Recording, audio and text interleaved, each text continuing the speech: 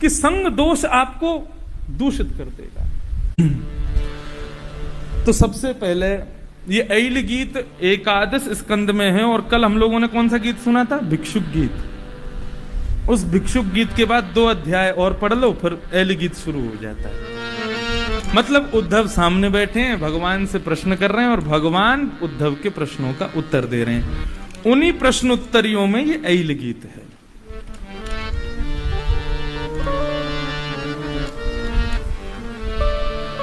श्री भगवान उवाच, भगवान कह रहे हैं, मल्लक्षणामिमं कायं लब्ध्वा मद्धर्म आस्थितः आनंदं परमात्मानं आत्मस्थं समुपैति माम्। उद्धव का प्रश्न रहा होगा, प्रभु मानव कल्याण के लिए इतने बेचैन क्यों हैं? आप क्यों चाहते हैं कि संसारी लोगों का कल्याण हो? बहुत ध्यान से सुनिएगा। भिक्षुक गीत, ऐल गीत ये साधारण लोगों के चिंतन का विषय नहीं है, ये परम वेत्ता, परम तत्व ज्ञानियों का विषय है। इसलिए बहुत सावधानी से सुनो। उद्धव कह रहे हैं कि आप ईश्वर हैं, आपको क्यों चिंता करनी है मानव की? और आप चिंता कर भी रहे हो तो फिर चलिए आप साधन बता ही दो, मार्ग बता ही दो सीधा सीधा कि कैसे आपको प्राप्त हो, कैसे इन सब चीजों से बचें। मतलब यहां पर विकार भी पूछे हैं और विकारों का समन्वय भी पूछा है कि मानव में विकार कौन से हैं जिससे वो पतन हो जाता है, आपसे मिल नहीं पाता। अच्छा, वो विकार आ गए हैं तो उन विकारों का समन्वय कैसे होगा, आप हमें बताओ। तो भगवान कह रहे हैं, बोले उद्धव तुम कह रहे हो कि मैं मानवों के प्रति इतना चिंतित क्यों हूं? भगवान कह रहे हैं मेरा दायित्व बनता है उसकी सद्गति होना। क्यों? बोले मल्लक्षणामिमं कायम। बोले मानव कौन? मेरे लक्षणों से युक्त है मानव, मेरा अंश है। यदि वो सद्गति को प्राप्त नहीं करेगा तो मुझे अच्छा नहीं लगेगा, मुझे कष्ट होता है। विद्यालय में पढ़ाने वाला यदि अध्यापक 40 बच्चों को पढ़ाता है और 40 बच्चों में से यदि केवल 5 बच्चे पास हो जाएं, बाकी के सब फेल हो जाएं, 35 बच्चे फेल हो जाएं, वैसे होता नहीं है। आजकल तो ग्रेड सिस्टम में सब पास हो जाते हैं। हमारे जमाने में एक आध सब्जेक्ट में रह जाते थे बालक। तो उससे क्या अध्यापक को अच्छा लगता है?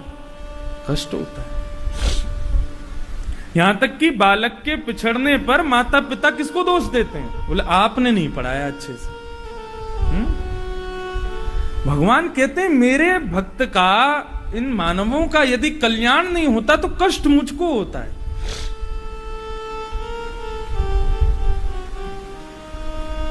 शिष्य यदि सद्गति को प्राप्त ना हो तो गुरु के लिए कष्ट की बात है। भगवान उसी प्रकार कह रहे हैं ये मेरा अंश है, और यदि ये लौट करके मेरे पास नहीं आया तो मुझे बहुत कष्ट होता है। इसी पर ऐल गीत प्रारंभ होता है। ये ऐल कौन है पहले इसके बारे में हम लोग जान लें, उसके बाद हम लोग ऐल गीत सुनेंगे। ये ऐल कौन है? एक राजा हुए, उनका सूर्य वंश में एक राजा हुए, उनका नाम था सत्यव्रत। इनको मत्स्य भगवान के दर्शन हुए थे। मत्स्य भगवान की आराधना, स्तुति और दर्शन इन्हीं को हुए थे, सत्यव्रत राजा को। सत्यव्रत राजा के यहां कोई संतान नहीं थी। ये भगवान कथा सुना रहे हैं किसको? उद्धव को। और ये ऐल जो है ये भगवान का पूर्वज है, भगवान के यदुवंश का पूर्वज, मतलब भगवान के ही कुल में है पहले। भगवान कह रहे हैं मैं तुमको अपने एक पूर्वज की कथा सुनाता हूं कि संग दोष से उनके साथ क्या हुआ, उस पर ऐल गीत है। तो सत्यव्रत राजा की कोई संतान नहीं थी। उन्होंने वशिष्ठ जी को बुलाया और वशिष्ठ जी से बुला करके कहा कि आप पुत्रेष्ठी यज्ञ कर दीजिए, एक संतान होनी चाहिए। वशिष्ठ जी ने पुत्रेष्ठी यज्ञ किया अब राजा तो ध्यानस्थ बैठे थे, तो वशिष्ठ जी ने पूछा। वशिष्ठ जी तो आचार्य हैं, उन्होंने रानी से पूछा, पुत्र की इच्छा है या पुत्री की? रानी ने कहा मेरी तो पुत्री की इच्छा है। ठीक है। यज्ञ संपन्न हुआ और कुछ महीनों बाद राजा सत्यव्रत के यहां पर एक पुत्री ने जन्म लिया, जिसका नाम रखा गया इला। क्या नाम रखा गया? इला। एक दिन वशिष्ठ जी आए तो राजा ने उनसे ऐसे ही बड़े विनय भाव से कहा, प्रभु मैंने तो पुत्रेष्ठ यज्ञ कराया था, पुत्री हुई, मुझे कोई संशय नहीं है, मुझे कोई कष्ट नहीं है, पुत्री भी मेरे लिए उतनी ही पूजनीय है, उतनी ही मैं उसको प्रेम करूंगा, लेकिन यज्ञ जब पुत्रेष्ठ हुआ तो पुत्री क्यों हुई? वशिष्ठ जी बोले इसमें मेरा कोई दोष नहीं है, मैंने आपसे पूछा, आपकी पत्नी ने उत्तर दिया पुत्री चाहिए, उसमें देरी क्या लगेगी, लाओ अपनी पुत्री को, अभी उसको पुत्र बना देते हैं। पुत्री बगल में ही बैठी थी राजा के, तुरंत कहा लो पुत्र बना दो। तो उस इला पुत्री को ही पुत्र बना दिया, उसका नाम रखा सुद्युम्न। उसका नाम क्या रखा गया? सुद्युम्न। सुद्युम्न धीरे धीरे बड़ा हुआ। एक दिन अपने मंत्री के साथ, मित्रों के साथ पहाड़ों पर विचरण कर रहा था और विचरण करते करते पहुंच गया मानसरोवर कैलाश। कैलाश में एक क्षेत्र है, उसका नाम है इलावृत। उस क्षेत्र को भगवान शिव और पार्वती का निजी स्थान माना जाता है। वो शापित स्थान है, वहां पर यदि कोई और पुरुष गया तो स्त्री बन जाएगा, क्योंकि एक बार भगवान शिव और पार्वती दोनों वहां पर विचरण कर रहे थे। इतने में सनक सनंदन सनातन सनत कुमार भगवान के प्रथम अवतार शंकर जी का दर्शन करने कैलाश पहुंच गए। वहां देखा कि कैलाश भगवान, वो शिव जी तो यहां है नहीं कैलाश, क्योंकि भगवान शिवलोक है ना कैलाश, वैकुंठ भगवान विष्णु का, ब्रह्मलोक ब्रह्मा जी का, और ये कैलाश ये शिवलोक है। मानव के लिए एक ही स्थान है जहां वो जा सकता है सशरीर, वो है शिवलोक, लेकिन उसमें भी सीमा है, उससे आगे नहीं जा सकता। तो इलावृत क्षेत्र का निर्माण इसलिए किया, सनक सनंदन सनातन सनत कुमार आ गए।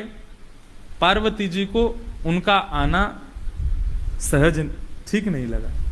उन्होंने भगवान शिव से कहा कि कैलाश में कोई ऐसा क्षेत्र है जहां पर केवल हम और आप ही रह सकें, कोई और का आगमन ना हो गए।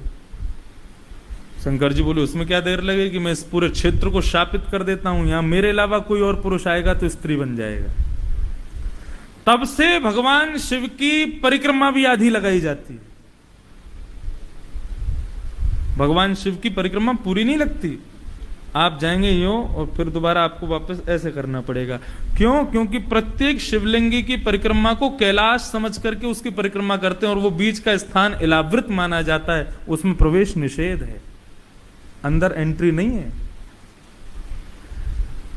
अब ये सुद्युम्न जो था, बहुत इंटरेस्टिंग प्रसंग है। सुद्युम्न अपने मित्रों के साथ, अपने मंत्री के साथ उस मानसरोवर कैलाश पर विचरण करते करते इलावृत क्षेत्र में प्रवेश कर गया, और इलावृत क्षेत्र में प्रवेश करते ही मंत्री मंत्राणी बन गया, सारे उसके सखा सखी बन गए, और सुद्युम्न फिर से स्त्री बन गया। कौन बन गया? इला, उसका जो पहले नाम था इला, फिर से इला बन गया।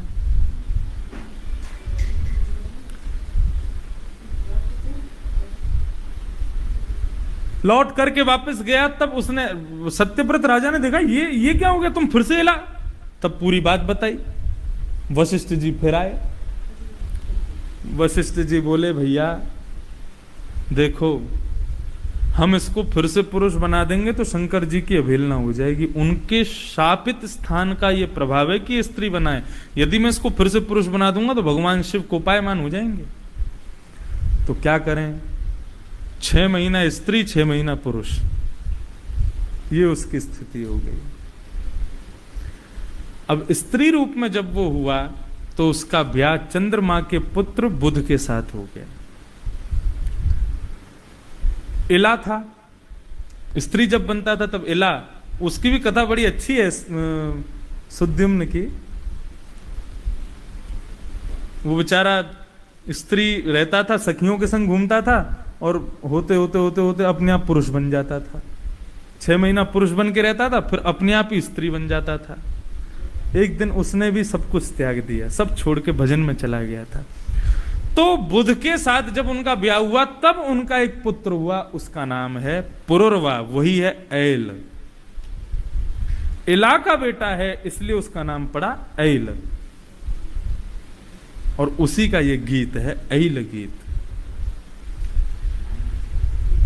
तो भगवान चंद्रवंश हो गया ना, क्योंकि चंद्रमा के बेटा बुध और बुध का ब्याह हुआ इला से, तो चंद्रमा के वंश में ही तो भगवान फिर आगे चल करके यदु महाराज हुए, उन्हीं की 24वीं पीढ़ी में भगवान कृष्ण है। तो भगवान कहते हैं उद्धव, हमारे इस यदुवंश में, चंद्रवंश में पहले एक राजा हुए, उनका नाम था ऐल। असली नाम उनका क्या है? पुरुरवा।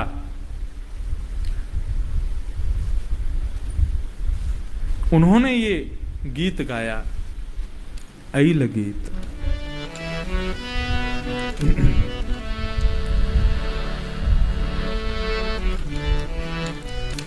जिस प्रकार कुंती के पुत्र को कौन्तेय कहा जाता है, कर्ण का एक नाम, क्योंकि वो राधा का बेटा था, उसकी माँ का नाम जब बहा दिया था नदी में तो एक राधा नाम की एक कन्या ने उसको पाला, इसलिए उसका नाम राधेय भी है। कौन्तेय, राधेय। इसी प्रकार ऐल का बेटा है, इला का बेटा है ऐल। तो पुरुरवा जो ऐल है, इसके बारे में भगवान बता रहे हैं किसको? उद्धव को। उद्धव, संग दोष से हमारे एक पूर्वज के साथ क्या हुआ? ऐल कैसा था? बोले बहुत बड़ा पराक्रमी था। ऐलः सम्रादिमां गाथा मगायत् बृहरच्छवा उर्वशी बिरहान् मुह्यन् निर्वीण शोक संयमे। ये हमारे पूर्वज जो ऐल थे, ये कैसे थे? बोले ऐल सम्राट, ये सम्राट थे। सम्राट मतलब पूरी पृथ्वी के राजा थे ऐल। सम्राट किसको कहते हैं? जहां तक सूर्य की किरण जाती है वहां तक राज्य। तो सूर्य तो पूरी पृथ्वी पर किरण देता है, पूरी पृथ्वी का राजा ऐल सम्राट थे, पराक्रमी थे, विद्वान थे, और सबसे बड़ा इनका गुण क्या था? बोले बहुत सुंदर थे, सौंदर्य उनका अद्भुत था। एक बार क्या हुआ उद्धव उनके साथ, उनके तीनों लोकों में गुणगान गाने लगे। तो तीनों लोकों में गुणगान गाते थे। एक दिन इंद्र के सभा में, स्वर्ग में, नारद जी हमारे पूर्वज ऐल के गुणगान गा रहे थे। बोले भैया वो तो ऐसा है, उसका स्वरूप ऐसा, नेत्र ऐसे, नासिका ऐसी, और मुस्कुराहट ऐसी, कान ऐसे, अलकावलियां ऐसी, पराक्रम ऐसा, विद्वान ऐसा, सम्राट राजा। उसके सुंदर गुणों को सुनकर के स्वर्ग की सबसे सुंदर अप्सरा उर्वशी उस पर मोहित हो गई। और उर्वशी ने क्या किया? बोले तत्क्षण स्वर्ग का परित्याग करके वो आ गई ऐल के पास, और दोनों ने विवाह कर लिया। विवाह के बाद इनके कुछ पुत्र हुए, संतान हुई। ऐल उर्वशी से बहुत प्रेम करता था। श्रीमद् भागवत में जब ऐल गीत प्रारंभ होगा तब आपको पता चलेगा वो प्रेम कैसा करते थे। अभी केवल ऐल के इस गीत को प्रारंभ करने की भूमिका सुना रहा हूं। बहुत अच्छे से उनका गृहस्थ जीवन चल रहा था, उर्वशी के साथ उनका ब्याह हुआ था, उनके कुछ संतान हुई। एक दिन राजा इंद्र ने अपने दूतों को आदेश किया, उर्वशी के बिना स्वर्ग की महिमा कम पड़ती जा रही है, कहाँ है? बोले बोले ऐल राजा के पास है। बोले ले आओ वापस। दूतों को भेज करके उन्होंने उर्वशी को वापस बुलवा लिया। उर्वशी वापस जाने लगी। ऐल उसके प्रेम में मोहित इतना पीछे पीछे दौड़ रहा है, कभी कहीं गिर रहा है, कभी कहीं, बेचैन, एक पल भी उसके बिना नहीं रह सकता। और यहां से ऐल गीत का पहला भाव, अहो में मोह विस्तार, अहो में मोह विस्तार, काम कस्मल चेतस, देव्या गृहीत कंठस्य, नायु खंडाय में स्मृता। ऐसे पागल होकर के ऐल उनके पीछे दौड़ रहा था। तुम्हारे बिना जी नहीं सकता, तुम्हारे बिना मर जाऊंगा, मैं एक पल भी नहीं रहूंगा, तुम ही तो मेरे सर्वस्व हो, इस प्रकार से कह रहा था। यहां पर यह भी लिखा है कि उर्वशी उतनी आसक्त नहीं थी। प्रेम होता तो ठीक है, लेकिन यहां तो आसक्ति आ गई ऐल के अंदर। वो इतना प्रेम में आसक्त हो गया कि अब तो उर्वशी को भी उससे दूर जाने की इच्छा होने लगी। अंत तो गत्वा क्या हुआ? बोले एक चीज ने ऐल के मन बुद्धि को बदल दिया। बोले क्या? खरवत पाद ताड़ता। बोले ऐल ने जैसे ही चरण पकड़े स्वर्ग जाती हुई उर्वशी के, तो उर्वशी ने अपने पैरों से उसको ताड़ना कर दी। तब ऐल ने उसको देखा। बोले इसके लिए सर्वस्व त्याग दिया, एक सम्राट होकर के मैं इसके पीछे मारा मारा फिर रहा हूं, सब कुछ मैंने छोड़ दिया, और आज मुझको पैर से ताड़ना करके स्वर्ग की ओर जा रही है। बंधुओं, ये एक उदाहरण नहीं है। विषय आसक्त, काम आसक्त, भोग आसक्त व्यक्ति वो भगवान से प्रार्थना करे कि उसको एक दिन विषय, वासना, काम इसी प्रकार पाद प्रहार करें, तभी वो भगवत अनुगामी बनेगा, नहीं तो नहीं बन पाएगा। अपनी पत्नी उर्वशी के द्वारा त्याग करने पर शोकाकुल पुरर्वा ऐल घूम रहा है, विचरण कर रहा है, तभी उसको सत्संग की प्राप्ति होती है, संतों का संग मिलता है। यहां से ऐल गीत प्रारंभ, पहला श्लोक है ऐल गीत का। क्या कह रहे हैं? बोले मेरे भीतर क्या है? काम कश्मल चेतस, मेरे हृदय में काम का कूड़ा पड़ा हुआ है। ऐसे काम के कूड़े से युक्त इस हृदय में भगवान कब आएंगे? यहां पर ऐल कह रहा है कि मेरे भीतर तो बहुत सारे कूड़े जमा हो गए काम के, उसमें भगवान कैसे आएंगे? बहुत दुखी होकर के गा रहा है। क्या कह रहा है? दूसरों को सावधान कर रहा है। किम विद्या किम तपसा किम त्यागेन श्रुतेन वा किम विविक्तेन मौनेन स्त्रीभिर्यस्य मनोहतम। बोले जिस हृदय में ये वासनाएं हैं, ये दुनिया भर के कलमश हैं, जिसके हृदय में, ऐसा व्यक्ति कितना भी विद्या पढ़ ले, कितना भी तप कर ले, कितना भी त्याग कर ले, श्रुतेन यानी कितनी भी कथा सुन ले। हमारे पूज्य पिताजी महाराज कहते हैं कथा सुनो। अब भागवत क्या करती है? पापों का नाश करती है। आपने चोरी करी, कथा सुन ली, पाप नाश है? नहीं, कथा सुनना तब श्रेयस्कर होगा जब कथा सुन के आप संकल्प ले लो कि अब नहीं करूंगा। किम विद्या किम तपसा किम त्यागेन श्रुतेन वा किम विविक्तेन मौनेन। बोले कितनी भी विद्वान हो जाओ, कितनी भी तपस्या कर लो, कितना भी त्याग कर लो, कितना भी श्रुतियों को पढ़ लो, कितना भी विरक्त होकर के मौनी हो जाओ, लेकिन यदि तुमने अपने विषयों की आसक्ति को नहीं छोड़ा तो ये सब बर्बाद हो जाएंगे। अंत में उसके बाद क्या कहता है? बोले कि भैया मैं उसको क्यों दोष दूं, उर्वशी को। उर्वशी थी ना उनकी पत्नी। धिंगमाम मूर्ख पीड़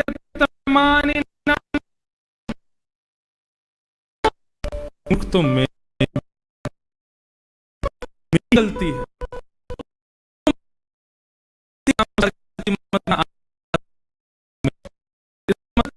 बोले है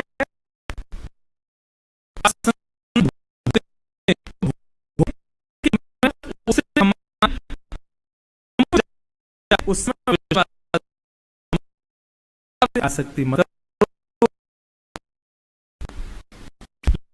आपके भीतर प्रवेश करेंगी। ऐल भी कह रहा है, ये पुरुरवा भी कह रहा है कि अपनी 2 इंद्रियों को बचा लो बस। आप यदि सुनोगे, विकारों को सुनोगे, तो विकार सुनने के बाद दिखने की भी इच्छा होगी, और विकार यदि सुने ही नहीं है तो देख करके कोई प्रभाव आप पर नहीं होगा। बात ऐल के यहां पर।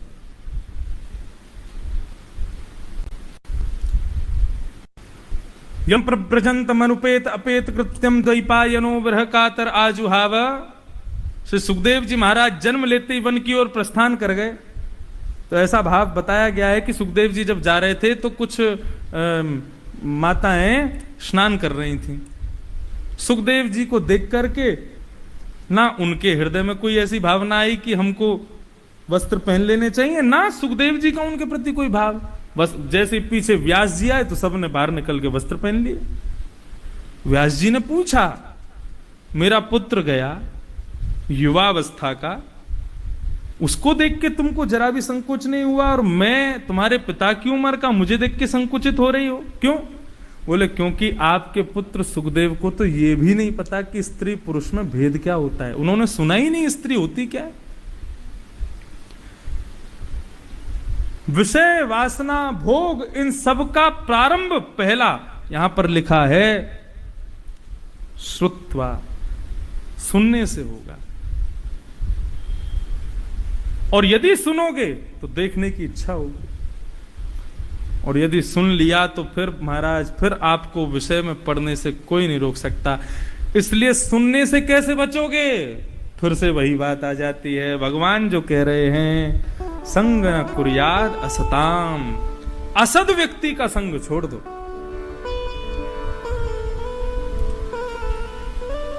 सद्भिः एव संहासित, किसका संग करें? सद व्यक्ति का संग करो, सद व्यक्ति के संग ही बैठो। संहासित और सद्भिः कुर्वीत संगतिम, सद व्यक्ति का ही संग करो। सद्भिः विवादेन मैत्रीं च, यहां तो इतना तक कह दिया कि लड़ाई भी करनी है तो किसी सद व्यक्ति से ही करो, और मित्रता तो सद से करनी ही है। और सद्भिः विवादे मैत्रीं च ना सद्भिः किंजदाचरेत्, असद व्यक्ति के संग कभी भी वार्तालाप भी मत करो, एक क्षण भी उसके संग मत बैठो, क्योंकि एक बार भी बैठे उसने कुछ गलत बात कही, कान से सुनोगे, आंखों से देखोगे, तुरंत विकार उत्पन्न होने लगेंगे। संग दोष को सुधारो, संग दोष को सुधारो।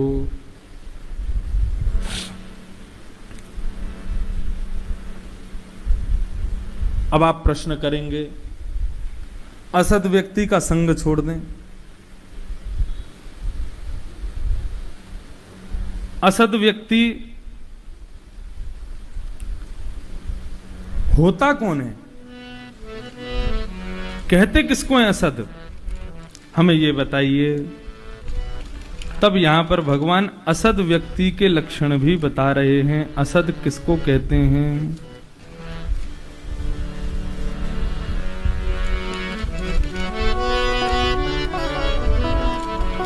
केचिद् वदन्ति गुणहीन जनो जघन्य,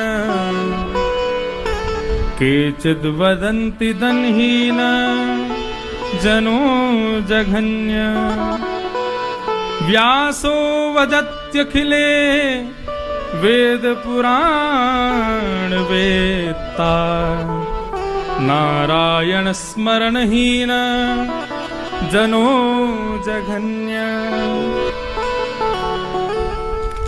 बहुत अच्छी बात कह रहे हैं। केचित वदंती गुणहीन जनो जघन्य। कई लोग गुणहीन व्यक्ति को असद समझते हैं।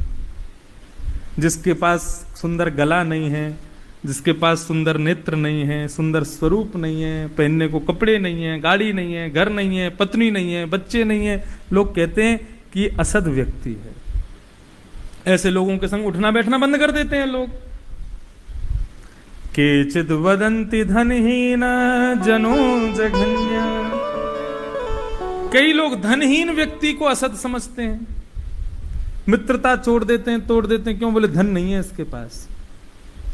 लेकिन व्यासो वदत्युखिले वेद पुराण वेत्ता, व्यास जी ने पुराणों में वेदों में एक ही बात कही है। बोले क्या? असद कौन है? बोले नारायण स्मरणहीन जनो जघन्य। जो नारायण का, भगवान का कभी स्मरण नहीं करता है वही असद है। समझ में आ रही है बात? नहीं आई? वाह, पहले दिन से बोलते इस बात को तो बढ़िया रहता। हरि का भजन करो, क्योंकि हम जन जघन्य नहीं है, हम असद नहीं है, हम सद हैं। क्यों? क्योंकि हम नारायण का रोज स्मरण करते हैं। क्यों स्मरण करो नारायण का? क्योंकि वो हमारे लिए सोच रहे हैं। भगवान कह रहे हैं ना कि मैं इसलिए लोगों का कल्याण चाहता हूं क्योंकि वो मेरे अंश हैं, वो मेरी प्राप्ति करें, मैं चाहता हूं। वो जब हमें अपना मानते हैं तो हम भी उनको माने। ततो दुस्संगमुत्सृज्य सत्सु सज्जेत बुद्धिमान, संत एतस्य छिन्दन्ति मनोव्यासंग मुक्तिभिः। ऐल गीत के बाद भगवान कह रहे हैं इस बात। भगवान क्या कह रहे हैं? ततो दुस्संग मुत्सृज्य सत्सु सज्जेत बुद्धिमान। जो दूषित संग को, इस कथा को सुनने के बाद तुरंत उसने अपने फोन से नंबर डिलीट कर दिए, दूषित लोगों के सबसे अनफ्रेंड हो गया, सब लोगों से दोस्ती छोड़ दी, और अब वो खोज रहा है कि अब मुझे किस किस से मित्रता करनी। मित्रता का मतलब क्या है? उसकी बातों का अनुकरण करना, उसके संग रहना, उसकी बातें मानना, यही तो मित्रता है, यही तो संग है। हाँ भाई, क्या कर, आस्था पे जा रहे हैं, कथा देखेंगे इंद्रेश जी की कथा सुनेंगे ठाकुर जी की, सुंदर सुंदर किताबें पढ़ेंगे, गीता पढ़ेंगे, भागवत पढ़ेंगे, रामायण के रोज चौपाइयों का पाठ करेंगे। इस कथा को सुनने के बाद जिसने दुस्संग को मुत्सृज्य छोड़ दिया और सत्सु सज्जेत बुद्धिमान, सत्संग की खोज में लग गया है, वही बुद्धिमान है। अब क्या होगा? बोले संत वचन से ही उसके भीतर जितने भी दूषित आसक्तियां हैं सब दूर हो जाएंगी और वो पवित्र हो जाएगा।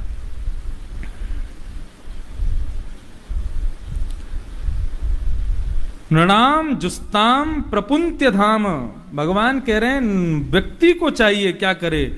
बोले संतों की वाणी को सुने और फिर शृण्वन्ति गायन्ति, सुने, सुन करके फिर गावे। मतलब कथा आप सुन रहे हैं तो सुन करके फिर उसको 4-5 लोगों को सुनाओ भी। आज हमने ये सुना, आज हमने ये सुना, कल हमने एक भजन गाया, गिरधर जन्म जन्म का साथी, हमारी मैया ने घर के सब लोगों को सुना दिया। यही तो सत्संग का स्वरूप है। केवल सुन करके और फिर वही बात हो गई ना, लड्डू खा के मुंह में रखो, अंदर मत ले जाना, वही हो गया।